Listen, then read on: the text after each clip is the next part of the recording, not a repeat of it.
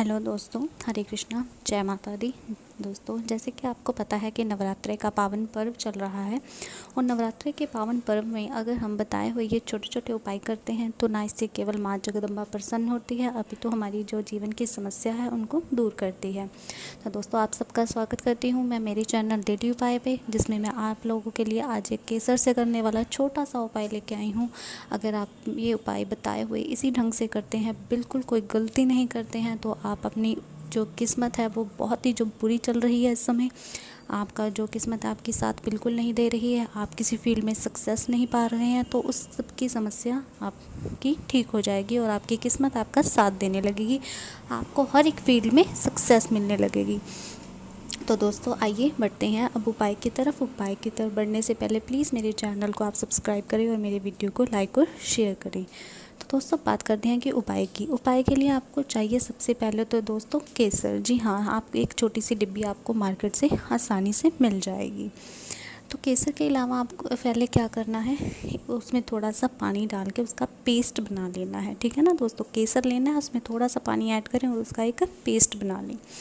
फिर दोस्तों, आपको चाहिए 7 बेलपत्र। जी हाँ, ये आप चीज़ें ध्यान से सुनते रहें, लिखते रहें। बेलपत्र चाहिए 7। अब आपको पता है कि जिस तरह आपको स्क्रीन पर बेलपत्र दिख रहा है, बेलपत्र की 3 पत्तियां होती हैं। तो आपने जो वो केसर का पेस्ट बनाया है ना, उससे पहले सबसे ऊपर वाली जो आपको पत्ती दिख रही है उसकी मदद से उस पर ओम लिखना है। जी हाँ दोस्तों, क्या लिखना है? ओम। ऊपर वाली पहली पत्ती पर जो सबसे ऊपर होती है। तो जो दाएं बाएं 2 पत्तियां हैं, अब उस पर क्या करना है, जो दाएं बाएं 2 पत्तियां हैं उन पर आपको उसी केसर के पेस्ट की हेल्प से 2-2 बिंदियां लगा लेनी है। जैसे पहले दूसरे नंबर वाली पत्ती है ना, उस पर 2 बिंदियां लगा दें केसर की मदद से। इसी तरह से तीसरी पत्ती पर भी 2 बिंदियां लगा दें केसर के पेस्ट की मदद से। अब जो 2 बिंदियां हैं वो क्यों लगाई जाती हैं, उनका क्या मतलब है दोस्तों, उसकी जो पहली बिंदी है वो माँ जगदम्बा के नाम की हम लगाते हैं और जो दूसरी बिंदी है वो रिद्धि सिद्धि के नाम की लगाई जाती है। तो इस तरह से आपने 7 पत्तों पर केसर के पेस्ट के साथ इसी तरह लिख लेना है। आप मेरी बातें दोबारा से समझ सकते हैं। पहले पत्ती पर ओम लिखना है, जो दूसरी पत्ती है उस पर 2 बिंदियाँ, तीसरी पत्ती पर भी 2 बिंदियाँ।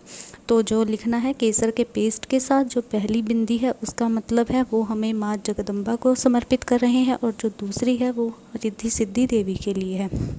तो दोस्तों, सभी 7 पत्तों पर आपने बेलपत्र के कितने लेने हैं, 7 पत्तों पर आपको इसी तरह लिख लेना है। पत्ते साफ़ सुथरे होने चाहिए, कटे फटे नहीं होने चाहिए।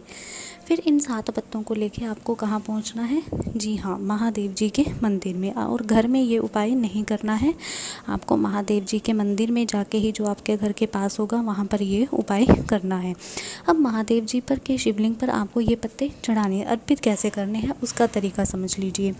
शिवलिंग पर आपको पत्ता इस तरह से रखना है कि जिस साइड केसर लगा हुआ है, ओम बिंदी वो सब लगा हुआ है, वो पत्ता आपको शिवलिंग पर चिपका देना है। जिस तरह आप स्क्रीन पर देख रहे हैं, जो दूसरी साइड जो साफ़ है वो बाहर की तरफ, और जहाँ पर केसर लगा हुआ है वो उस साइड से आपको शिवलिंग पर पत्ता चिपकाना है।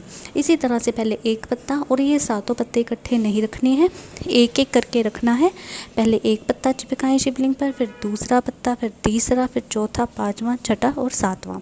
इस तरह से जब आप 7 के 7 बेलपत्र शिवलिंग पर चिपका देंगे, उसके बाद आपने अपने इस तरह से उल्टे करके पत्तों को चिपकाना है। ये ध्यान रखना है, जहाँ पर ओम लिखा है बिंदी लिखनी है वो शिवलिंग पर आना चाहिए, चिपकाना है उससे हमें।